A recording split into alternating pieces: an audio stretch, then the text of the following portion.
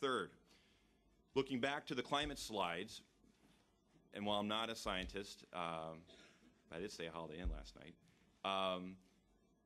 do not be surprised if we pass a tipping point of radical sea ice melting in the Arctic. In looking in hindsight, one could say that those slides, maybe, if we were to fast forward 5 years, that the Arctic will all of a sudden melt, or that we're in the midst of that melting. The models that showed the 2035, 2050 are, in many ways, imperfect, and they do not capture the albedo effect, or especially, most important, forcing mechanisms of deep ocean currents that are transferring energy from global warming into the great conveyor belt of the oceans that drive planetary weather. The air conditioner of the planet, the Arctic, is working overtime, and some scientists believe that if you extrapolate out from current sea ice melt, that we'll be ice-free in summer in 5 years. That's soon, especially from a U.S. shipbuilding perspective. Just a fun sort of historical anecdote to that. The Titanic hit an iceberg, where you mentioned sort of Greenland and the icebergs that cleave off the North Atlantic, the same latitude of Providence, Rhode Island. And we haven't seen an iceberg near Providence, Rhode Island since, and now they have trouble tracking icebergs even north of Maine, and the U.S. Ice Monitoring Service is struggling for its budget because there are no icebergs left in shipping lanes. Fourth, the U.S. will remain a reluctant Arctic power. Joked about that a little bit before. In some ways, maybe like Greenland to Denmark, Alaska is a vestige of 19th century British American empire. And it's hard, given all the other things on the agenda in Washington, D.C., to elevate sort of Arctic issues. But we are slowly waking up. We have been, and it's of great embarrassment to me at international conferences like this, a laggard on the UN Convention Law of the Sea, which greatly affects our strategic position in the Arctic. You heard it here first, though. I think we will join that treaty this fall. If not this fall, early next year. There's strong support for it in the White House and in the Senate. So we'll finally join, but it certainly has hurt us to remain outside of it. Second, President Obama is leading a ocean policy task force where there is a top-to-bottom review of U.S. ocean policy and approaches to it. I know I'm on a panel later talking about an American perspective of the Arctic, so maybe I'll leave some of the President's current reforms for then. But I'll tell you that Arctic and Arctic strategic issues loom large in that discussion, and about not only a U.S. presence in the Arctic alone, but how Arctic issues affect a broader U.S. ocean policy agenda for the other 95,000 miles of coastline. And of course, that's important for the world's hegemon. While we operate a tiny, puny, geriatric icebreaker fleet in Arctic waters, we do wield the world's most powerful navy by any measure, by any standard.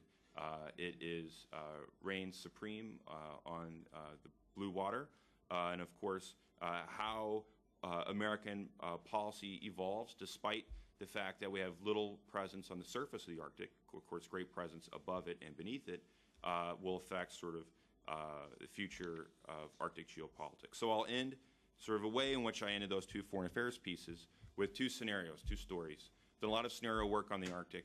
Be happy to get more into the sort of the complexities. I'm boiling these down to sort of two very simple things. But I think to take your bait from the beginning, it presents some nice contrast. So on Monday, Wednesday, and Friday, I wake up as an optimist. On Tuesday, Thursday, and Saturday, I'm a pessimist. And on Sunday, I rest. And I think that might be applicable here to the Arctic.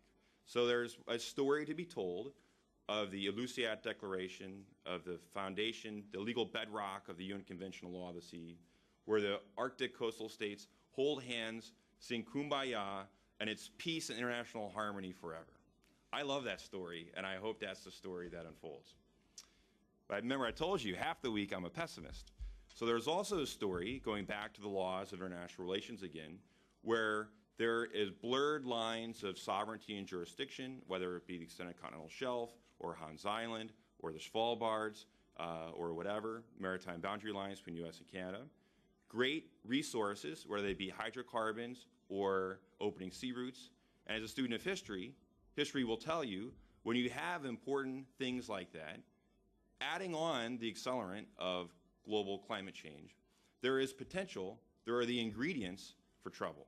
Now, I'm not saying that there'll necessarily be a hot war in the Arctic. I don't think you'll have icebreakers shooting at each other, but I think, or you might, but I think that what you will have is a geopolitical circumstance in which it affects bilateral relations elsewhere and multilateral relations elsewhere. So missile defense, Afghanistan, GATT, and even tariff issues. All of a sudden, the Arctic, which had been frozen and forgotten about for years, will become a pressure point in shaping those broader issues and discussions elsewhere. So for the U.S. and Canada context, many Americans forget that before NAFTA, we had the '88 U.S.-Canada Free Trade Agreement. And that deal was almost totally broken because the U.S. Coast Guard sent an icebreaker through the Northwest Passage, thinking it was no big deal, it was just part of sort of exercising our rights of international transit, et cetera. The Canadians got so excited that President Reagan had to fly to Ottawa to meet with the Canadian Prime Minister to work out perhaps the coolest agreement ever, the 1998 agreement to disagree on the status of the Northwest Passage, where they say potato and we say potato, but it almost derailed the U.S.-Canada Free Trade Agreement, and thus there would not have been NAFTA.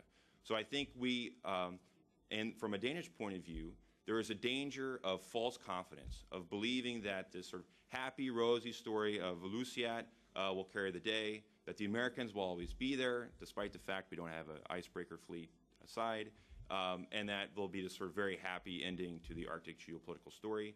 I think in my job this morning to stir the pot, I would ask you to maybe think that there's something to be learned from history of states acting in their own self-interest, that we have yet to enter into the postmodern utopia we all hope for, and that there's potential, at least, for a more sort of dangerous future there.